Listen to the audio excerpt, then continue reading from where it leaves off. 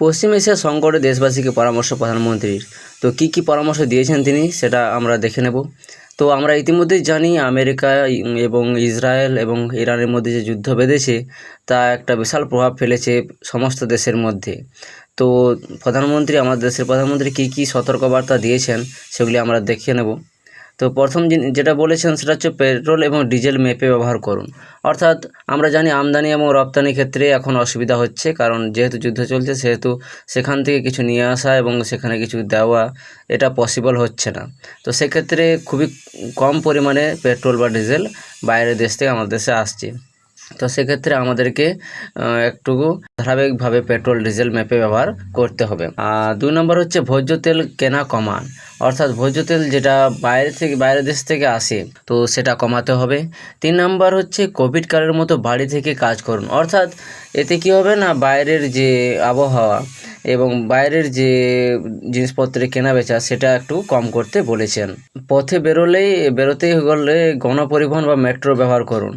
অর্থাৎ গণপরিবহন এবং মেট্রো ব্যবহার করলে সেক্ষেত্রে পেট্রোল বা ডিজেলের সাশ্রয় হয়, সেটা ব্যবহার হয় না। হচ্ছে নিজস্ব গাড়িতে গেলে অনেকে মিলে যান, অর্থাৎ একসঙ্গে কিছু জনকে নিয়ে যেতে বলছেন, মানে পেট্রোল এবং ডিজেলের পরিমাণটা যেন কম লাগে, সেই জন্যই এই বার্তা দিয়েছেন।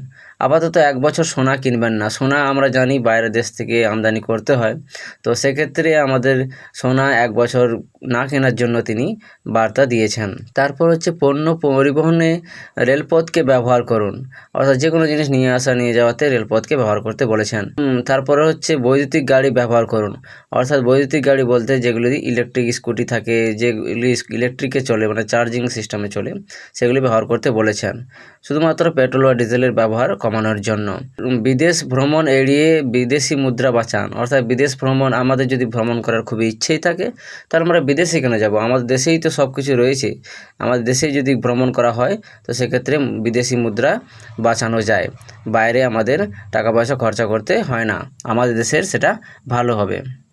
তারপর যেটা তিনি বলেছেন সেটা হচ্ছে সম্ভবত 1 বছর কেবল অত্যাবশ্যক পণ্যই কিনুন, মানে যেগুলি দরকার, মানে লাক্সারি কার, লাক্সারি যেগুলো থাকে BMW, এগুলো বাইরের দেশ থেকে আসে, তো সেগুলো আমরা না কিনে যেগুলো প্রয়োজন এই 1 বছর শুধুমাত্র এই যুদ্ধটাকে এড়িয়ে যাওয়ার জন্য, তো আমাদেরকে এই 1 বছর একদম নিয়মিতভাবে ধারাবাহিকভাবে নিজেকে সংযত করে শুধুমাত্র দেশীয় জিনিস কিনতে হবে। ধন্যবাদ। আশা করি এই ভিডিওটা ভালো লেগেছে। ভিডিওটা ভালো লাগে তাহলে অবশ্যই একটা লাইক করে দেবেন এবং চ্যানেলটি সাবস্ক্রাইব করে পাশে থাকবেন। ধন্যবাদ।